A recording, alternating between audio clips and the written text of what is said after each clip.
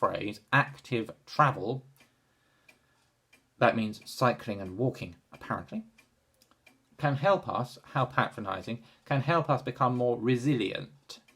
Resilient is the catchphrase of these people. They don't want people to be resilient. They want people to do what they're told by people who don't know anything about anything and have no moral authority. Active travel, like walking, can help us become more resilient. Did you know that walking to the grocers, if it's open now, it might be, can make you resilient? Seriously? Walking can make you resilient. Not walking like hill walking or something that requires effort, but simply walking half a mile from your house to a shop and back again. That makes you resilient, apparently. Do you believe that? I don't. That is why towns and cities in the UK and around the world, so it's not just the United Kingdom, it's not just the United States, it's the world. You can call me a conspiracy theorist if you're that naive that you think that conspiracies don't happen. The world, around the world. This very strange event happens, and then suddenly the whole world has to be changed. No, it doesn't. That is why towns and cities in the UK and around the world are making or proposing radical changes. Changes. Everything has to change. All change, please. To their roads. To their roads. The roads of the world have to be changed. Why? To accommodate active travel. We recognise this moment for what it is. We recognise this moment for what it is. What is it? Colon. A once-in-a-generation opportunity to deliver a lasting, transformative change. All change is transformative, isn't it? In how we make short journeys in our towns and cities. Well, people have been going on and on for decades about how we should make short journeys, saying we should walk, we should cycle, which is fine in itself. I mean, there's nothing wrong with saying people should walk. It's better to walk. Of course, it's better to walk for a short journey if you don't need to drive or whatever. Of course it is. But there's something very, very strange about all this. Very strange. To deliver a lasting transformative change. To deliver a change in how we doesn't mean the Department of Transport here. It means you. That you are going to make the journeys in the way that we, whether that's the Department of Transport or the people who pull the strings, who probably don't work for the Transport Department, in how we make short journeys in our towns and cities. But the way we make short journeys outside of towns and cities, in villages in the middle of nowhere, is not very important. It's just short journeys in our towns and cities. According to the National Travel Survey, in 2017 to 18, over 40% of urban journeys were under 2 miles, perfectly suited to walking and cycling.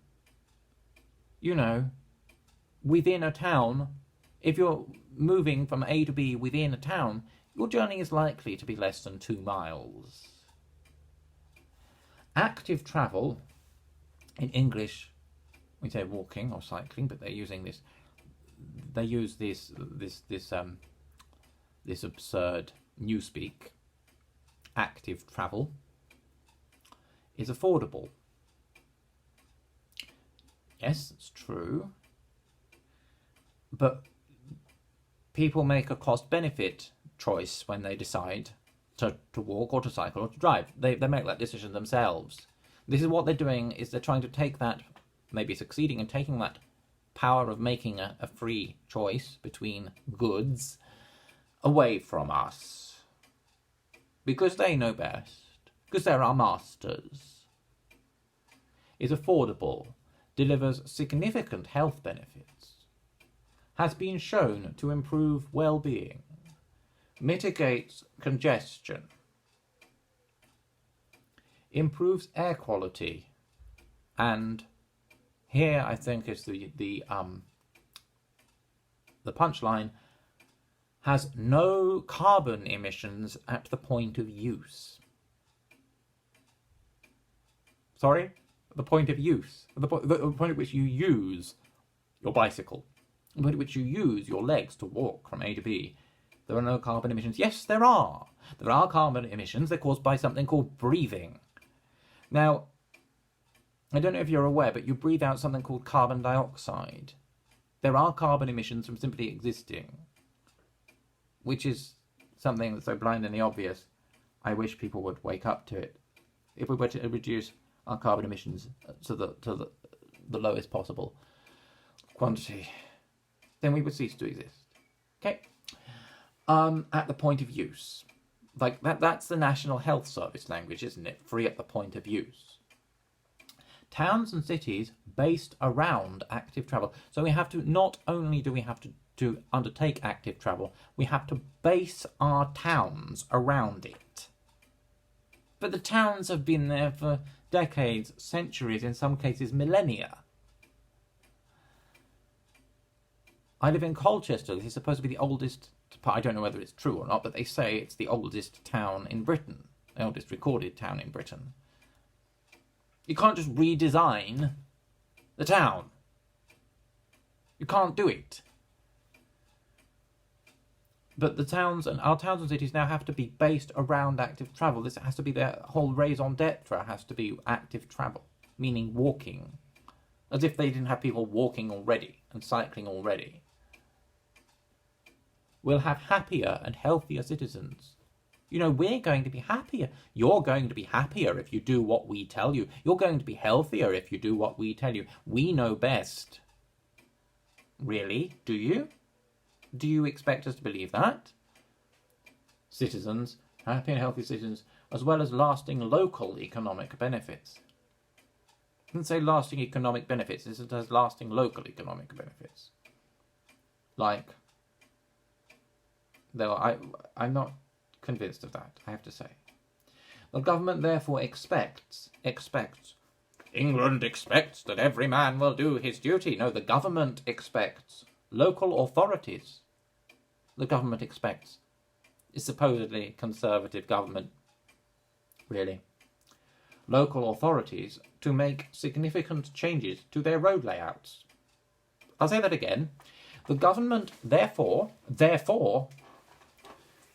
because we need to base our towns and cities around active travel, the government therefore expects local authorities to make significant changes to their road layouts.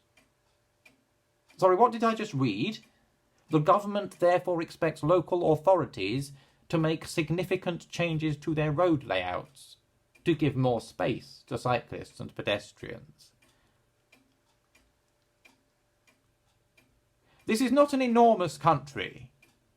There are quite a large number of people in it, and saying we all need to be apart from each other is, what's that all about? Such changes, and here is is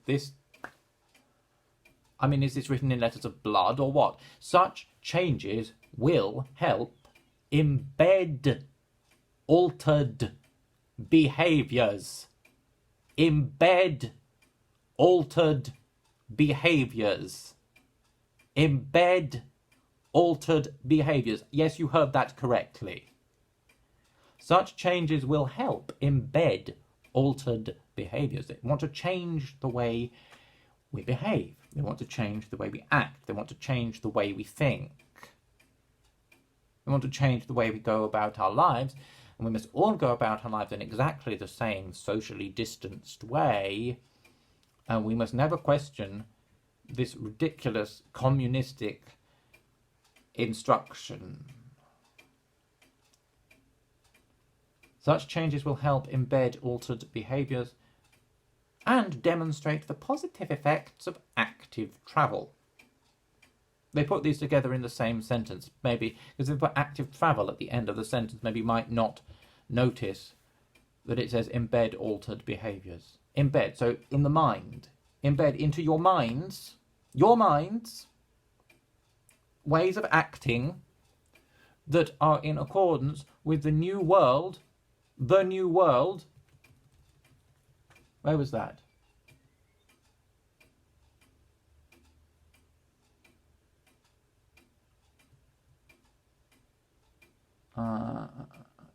It was here somewhere.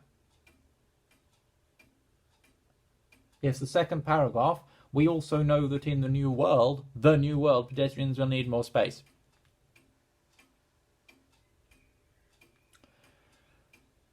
Okay, the new world, embed altered behaviours, active travel. Okay, we go on. Who's I? Who's written this?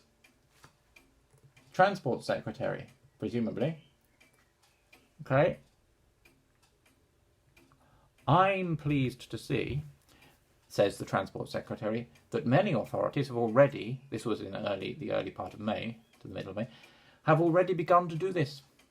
And I urge you all to consider how you can begin to make use of the tools in this guidance to make sure you do what is necessary to ensure transport networks support recovery from the COVID-19 emergency and provide a lasting legacy of greener, safer transport.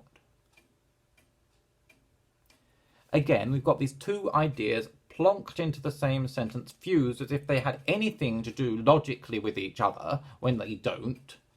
What is the connection between recovery from the COVID-19 emergency, which has been created unnecessarily out of either, I don't know whether it was planned by the Chinese Communist Party or what, somebody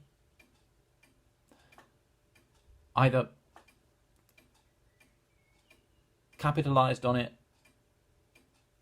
or I don't know, something very, very strange is going on. This is obvious at this stage. It's the middle of June. I think we should have woken up to this by now. Unless we were so terrified out of our wits by watching the mainstream media all the time.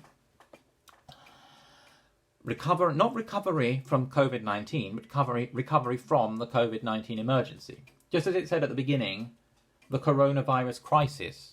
And say coronavirus, it said the coronavirus crisis. Okay? To ensure transport networks support recovery from the COVID-19 emergency. Well, an emergency which is just like if this was a completely, just something that happened once, it's not going to happen again type emergency, we don't need to completely restructure our society, do we? And just go back to how we were before. We can't do that. Because we need our transport networks to support recovery from the COVID-19 emergency and to provide a lasting legacy of greener, safer transport. Do you really think this is about the green? Do you seriously think this is about clean air? Do you seriously think that they really care about our health? Do you believe that? Do you think that's why they have told everyone not to go to hospital for umpteen months unless they have COVID-19 symptoms? And give patronising advice about washing our hands with soap and water as if we hadn't tumbled to that?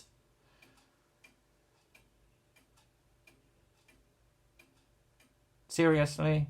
I'm sorry, it's just an insult to the intelligence. This guidance is additional statutory guidance issued by the Secretary of State for Transport under Section 18 of the Traffic Management Act 2004.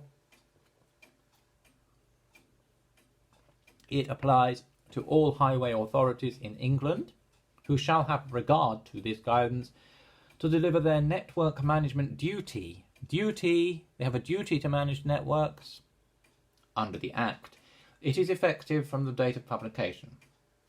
It does not replace, that was in May by the way, it does not replace the original network management duty guidance published in November 2004, but provides additional advice, and they will call these things advice, on techniques for managing roads to deal with COVID-19 response-related issues. It will be reviewed 3 months after publication.